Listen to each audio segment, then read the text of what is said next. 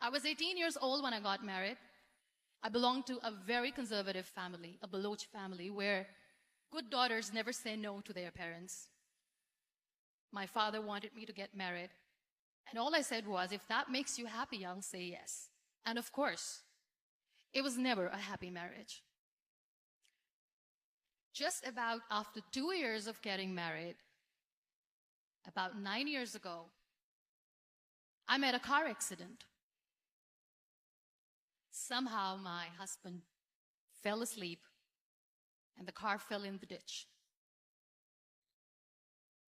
He managed to jump out, saved himself. I'm happy for him. But I stayed inside the car and I sustained a lot of injuries. The list is a bit long. Radius ulna of my right arm were fractured. The wrist was fractured. Shoulder bone and collarbone were fractured. My whole rib cage got fractured. But that injury that changed me and my life completely was the spine injury. Many people came to rescue. They gave me CPR. They dragged me out of the car. And while they were dragging me out, I got the complete transection of my spinal cord. Those 2.5 months in the hospital were dreadful. I was at the verge of despair. One day, doctor came to me and he said, well, I heard that you wanted to be an artist, but you ended up being a housewife. I have a bad news for you. You won't be able to paint again.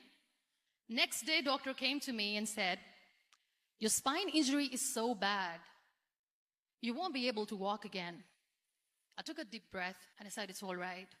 Next day, doctor came to me and said, because of your spine injury and the fixation that you have in your back, you won't be able to give birth to a child again.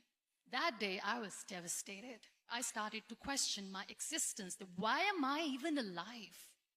So what kept me going was, one day I asked my brothers, I know I have a deformed hand, but I'm tired of looking at these white walls in the hospital and wearing these white scrubs. Bring me some colors, bring me some small canvas. I want to paint.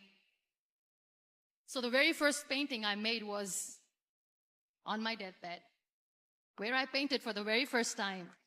What an amazing therapy it was. Without uttering a single word, I could paint my heart out. I could share my story. People used to come and say, what lovely painting. So much color.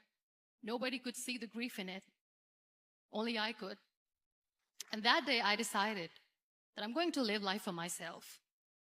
I am not going to be that perfect person for someone. I am just going to take this moment and I will make it perfect for myself. That I'm going to fight my fears. So I wrote down one by one all those fears. And I decided that I'm going to overcome these fears one at a time. You know what was my biggest fear? Divorce. But the day I decided that this is nothing but my fear, I liberated myself by setting him free. And I made myself emotionally so strong that the day I got the news that he's getting married, I sent him a text that I'm so happy for you and I wish you all the best. And he knows that I pray for him today. Number 2 was, I won't be able to be a mother again. And that was quite devastating for me. But then I realized there are so many children in the world, all they want is acceptance. So there is no point of crying, just go and adopt one. And that's what I did.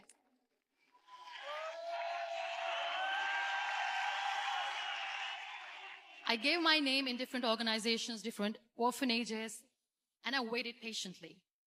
2 years later, I got this call from a very small city in Pakistan. I got a call and they said, are you Muniba Mazari? There is a baby boy and would you like to adopt? I could literally feel the labor pain. I said, yes, yes, I am going to adopt him. I am coming to take him home. And that day, I was 2 days old, and today he's 6. You know, when you end up being on the wheelchair, what's the most painful thing? People think that they will not be accepted by the people because we, in the world of perfect people, are imperfects. So I decided to appear more in public. I started to paint.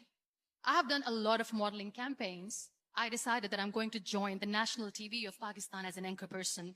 I became the National Goodwill Ambassador for UN Women Pakistan, and now I speak for the rights of women, children. I was featured in BBC 100 Women for 2015. I'm one of Forbes' 30 under 30 for 2016. So when you accept yourself the way you are, the world recognizes you. It all starts from within. We have this amazing fantasy about life. This is how things should work. This is my plan. It should go as per my plan. If that doesn't happen, we give up. I never wanted to be on the wheelchair. Never thought of being on the wheelchair.